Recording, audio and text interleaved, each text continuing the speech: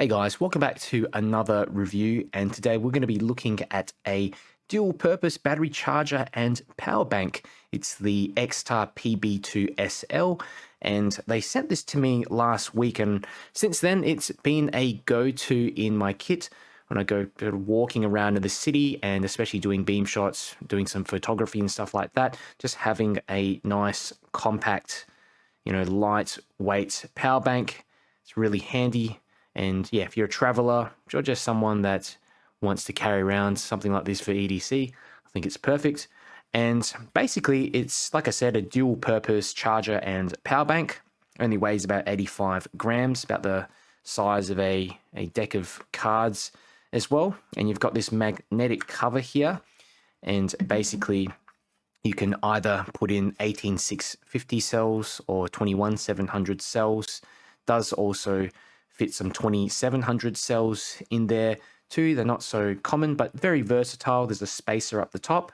And yeah, there are multiple improvements to the version 1 model. I'll actually link all the differences and changes in the video description. It's quite extensive, and I think if I talk about them all in this video, it's going to go on forever. And yeah, it explains it a lot better. So check the description if you want to see the differences between this and the old model. The build quality here is fairly solid considering what it is. It's plastic construction, but it's got a kind of soft touch finish. And yeah, the magnetic lid on here really makes it easy to remove the batteries as well, get access to them.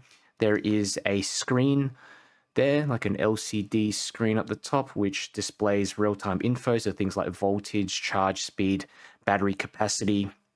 It's pretty easy to read, quite clean looking as well.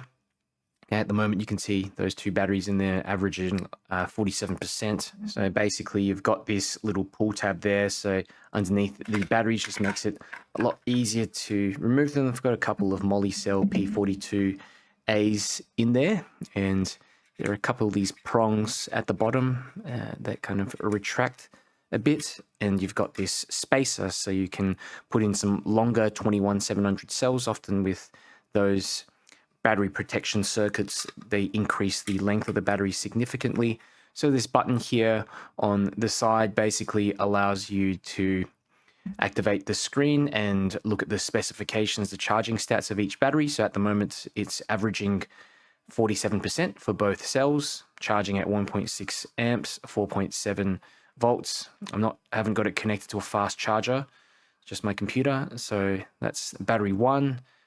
You can see the charging specs here, 0.9 amps, 3.7 volts. And you can see the second one there, 3.7 volts, 0.9 amps. So it's good to see that there's a kind of average of them and individual specifications as well. So this here is the cover, and you can see there's some really strong magnets on the back there.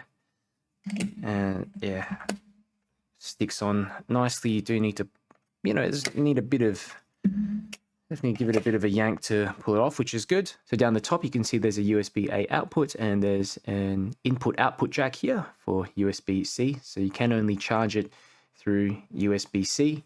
So this power bank outputs 22.5 watts, and it does support QC 3.0 charging and PD 3.0 charging.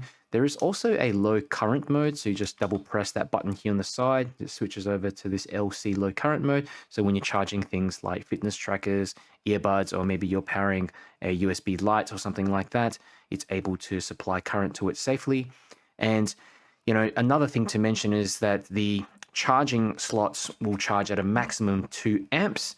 Okay, so yeah, you can charge to 5000 milliamp hour 21700s, roughly 3 hours or so. Batteries must be the same type. So yeah, you can't charge an 18650 and a 21700 cell at the same time. So yeah, in terms of the power bank feature, you're going to be limited to 10,000 milliamp hours, which I think is, good enough for most purposes. There are also some Vapcell batteries that apparently have 6,000 milliamp hours. I think it's the Vapcell V60. I can't remember exactly the model number, but some of you guys may know, so just comment below if you know. But you might be able to get 12,000 milliamp hours. So Xtar apply a protocol called Smart Energy Balancing, and yeah, they do this for efficient charging. Apparently, if the battery voltage gap is large, So if you've got, a battery at 3.5 volts and another one at 4.2 volts, it's going to draw power from the higher voltage cell first until they're both balanced and then utilize both cells. I think that's really important for battery safety. And yeah, you've also got an auto power off when idle. This display will switch off in 38 seconds. For a power bank that takes these replaceable cells, it does feel very easy to pocket, as you can see. Okay, so some considerations to keep in mind if you're thinking of getting the PB2SL V2. The first one is that you're going to need a proper battery adapter. So yeah, greater than 18 watts if you want to fast charge this thing properly. Connecting it up to my computer, as you can see before, it only obtained about half the charging speed. And yeah, another consideration is that other lithium polymer power banks do have an excess of 20,000 milliamp hour capacities. They can just fit more juice in there. But yeah, those ones are much larger, and you're not going to be able to replace the batteries like you are in this one. The second consideration is that the PB2SL V2 doesn't include batteries. So yeah, make sure you bring your own cells, and it also doesn't charge other types of lithium ion cells, which I thought was a shame because yeah, it totally could if they added in a spacer or maybe a flexible prong that kind of just is spring loaded that you can adjust up and down like in the X-Star VC8. So yeah, you can't have everything, but it would have been nice. And the final consideration is that it would have been good if there was some inbuilt charging cables that you see in some other modern power banks. They can just fit them in on the side, so you don't have to carry around additional cables with you. I've seen it on other products, and yeah, that just makes it a lot easier. I tend to lose those cables. Overall, the X-Star PB2SL V2 is a smart piece of kit. It's compact, charges your cells fast, and also doubles as a reliable power bank.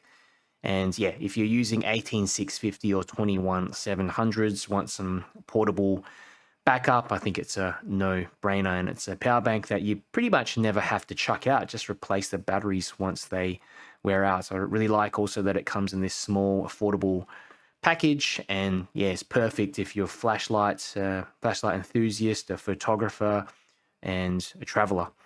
Let me know what you think of the X-Star PB2SL V2 down below in the comments. Is this something that you'd use or be interested in? And if you have questions, also let me know down below in the comments. I'll get back to you. And yeah, if you want to see more EDC and tech reviews, make sure you subscribe.